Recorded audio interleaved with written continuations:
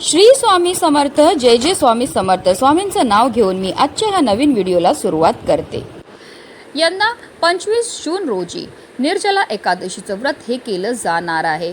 वर्षभरात एकूण 24 एकादशी येतात, पण असे म्हणतात की निर्जला एकादशी केली आणि उर्वरित 23 एकादशी केल्या नाही तरी त्या 23 एकादशीचे पुण्य लाभतं.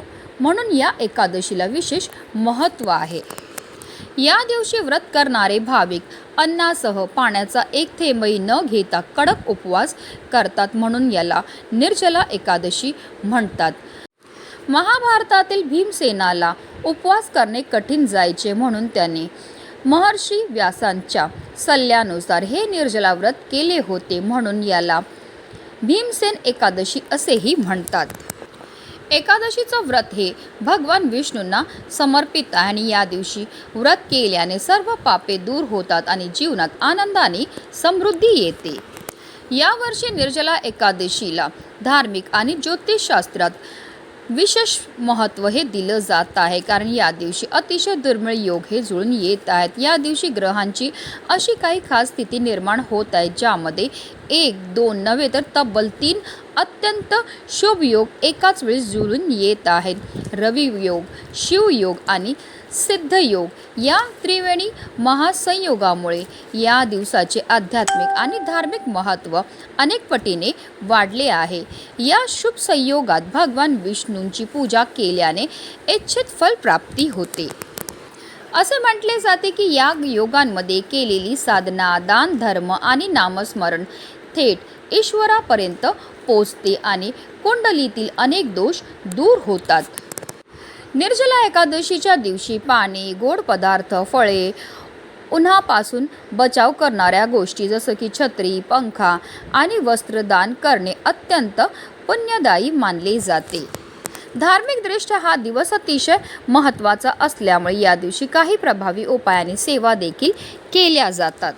आणि म्हणूनच तुम्ही निर्जला एकादशीच्या दिवशी व्रत नाही केलं तरीही चालेल, पण आंघोळीच्या पाण्यामध्ये टाका फक्त ही एक वस्तू. ही वस्तू टाकल्यामुळे आपलं 7 पिढ्यांचं दारिद्र्य तर नष्ट होणारच आहे, पण आपल्या जीवनामध्ये असणारा प्रखरातला प्रखर पितृदोष, ग्रहदोष, शत्रुपीडा नष्ट होऊन आपल्या घराची, आपल्या मुलांची, आपल्या पतीची भरभरून अशी प्रगती होणार आहे. तर ती कोणती वस्तू टाकायची आहे, कोणत्या वेळेत टाकायची, त्याबद्दल सविस्तर आणि महत्त्वाची माहिती मी तुम्हाला या व्हिडिओमध्ये देणार आहे. तर व्हिडिओ पूर्ण पहा आणि जर तुम्ही माझ्या चॅनलवर नवीन असतील तर चॅनलला सबस्क्राईब करा आणि शेजारी बेल आयकॉनसुद्धा प्रेस करा, जेणेकरून तुम्हाला माझ्या नवनवीन व्हिडिओचं नोटिफिकेशन हे मिळत राहील आणि तुम्ही एक पण व्हिडिओ मिस करणार नाही. आणि कमेंटमध्ये ओम नमो भगवते वासुदेवाय नमः लिहायला विसरू नका.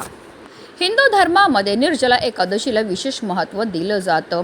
या दिवशी सूर्योदयापूर्वी म्हणजेच ब्रह्ममुहूर्तावर स्नान करणं अत्यंत पवित्र मानलं जातं.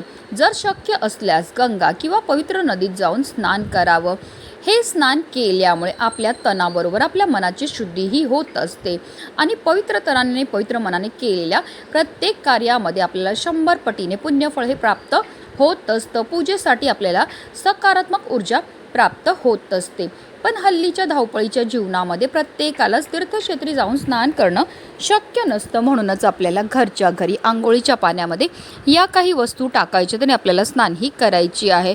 ही स्नान केल्यामुळे आपल्याला तीर्थक्षेत्री स्नान केल्याचं पुण्य तर प्राप्त होणारच आहे, पण आपल्याकडनं झालेल्या कळत नकळत पापांपासून सुद्धा आपल्याला मुक्तताही मिळणार आहे. म्हणूनच आपल्याला काय करायचं आहे, निर्जला एकादशीच्या दिवशी ब्रह्ममुहूर्तावर उठायचे. अंथरुणामध्येच आपल्याला श्रीहरी विष्णू माता लक्ष्मीचं स्मरण करायचं आहे आणि त्यानंतर आपल्याला आंघोळी करता पाणी हे काढायचं आहे. आता आंघोळी करता तुम्ही थंड किंवा गरम कोणतंही पाणी घेऊ शकतात आणि आंघोळीच्या पाण्यामध्ये सगळ्यात पहिली वस्तू जी आपल्याला टाकायची ते म्हणजे गंगाजल. आंघोळीच्या पाण्यामध्ये गंगाजल टाकून स्नान केल्यामुळे आपल्याला तीर्थक्षेत्री स्नान केल्याचं पुण्य तर प्राप्त होतच होतं, पण आपल्याकडनं झालेल्या कळत नकळत पापांपासून सुद्धा आपल्याला मुक्तताही मिळत असते.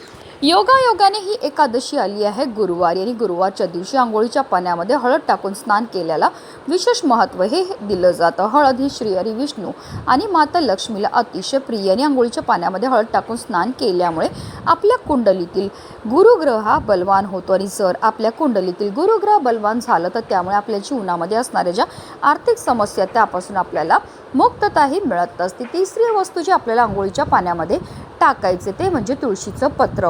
पण एकादशीच्या दिवशी तुळशीला स्पर्श केला जात नाही, तिचे पत्र तोडली जात नाही किंवा तिला जलसुद्धा अर्पण केलं जात नाही, कारण तुळस म्हणजे साक्षात माता लक्ष्मीचं स्वरूप आहे. आणि एकादशीच्या दिवशी माता लक्ष्मीचं निर्जला व्रत असतं आणि जर कळत नकळत आपल्याकडनं तुळशीला स्पर्श केला गेला किंवा तिची पत्र तोडली गेली किंवा तिला जल अर्पण केलं गेलं तर त्यामुळे माता लक्ष्मीचं निर्जला व्रत हे मोडलं जातं आणि त्याचे जे दोष आहेत ते आपल्याला लागत असतात. म्हणून जे पण पूजे करता किंवा उपाय करता आपल्याला तुळशीपत्र लागणार आहेत ते आपल्याला आदल्याच दिवशी तोडून ठेवायची आहेत.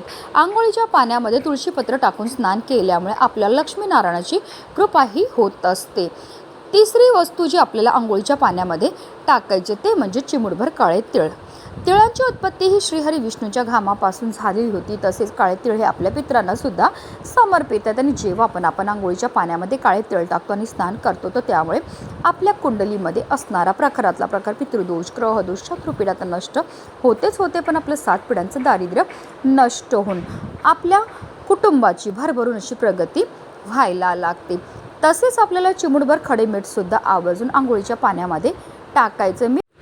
टाकल्यामुळे आपल्याला लागलेली वाईटातली वाईट जी नजर असेल ती दूर होते आणि आपली भरभरून अशी प्रगती व्हायला लागते. आपल्या जीवनामध्ये असणारी जेवढी पण इडापिडा दोष आहेत ते दूर होतात. तर या सर्व वस्तू ज्या आता आपल्याला आंघोळीच्या पाण्यामध्ये टाकायचे आणि आपल्याला स्नानही करायचे, पण बऱ्याचदा लोक चुकीच्या पद्धतीने स्नान करतात, त्यामुळे सुद्धा त्यांना केलेल्या उपायाचं कोणतंही सुफळ प्राप्त होत नाही. म्हणून आपल्याला काय करायचं, सर्वप्रथम 1 मग पाणी आपल्या उजव्या खांद्यावर टाकायचं, 1 मग पाणी आपल्या डाव्या खांद्यावर टाकायचं आणि त्यानंतर आपल्याला स्नानही करायचे. पण एकादशी तसेच द्वादशीच्या दिवशी चुकूनही आपल्याला केस हे धुवायचे नाही आहेत. जेव्हा आपण आंघोळ करणार आहेत तेव्हा निरंतर आपल्याला गंगेच यमुनेच गोदावरी सरस्वती नर्मदे सिंधू जलस्मिन्स निधी कुरु हा स्नान मंत्र. या मंत्राचा जप हा करायचा. या मंत्राचा अर्थ असा होतो, गंगा, यमुना, गोदावरी, सरस्वती, नर्मदा, सिंधू या सर्व पवित्र नद्यांचं पाणी या पाण्यामध्ये समाविष्ट झालेलं आणि या पवित्र पाण्याने मी स्नानही करत आहे. की अगदी तुम्ही ओम नमो भगवते वासुदेवाय नमः या प्रभावी मंत्राचा जपसुद्धा करू शकता.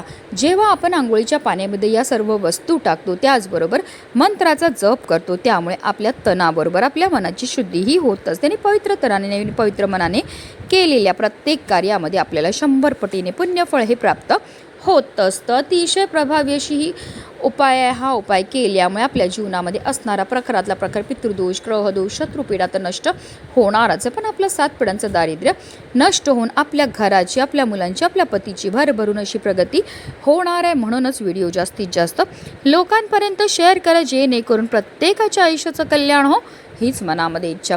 श्री स्वामी समर्थ. जय जय स्वामी समर्थ.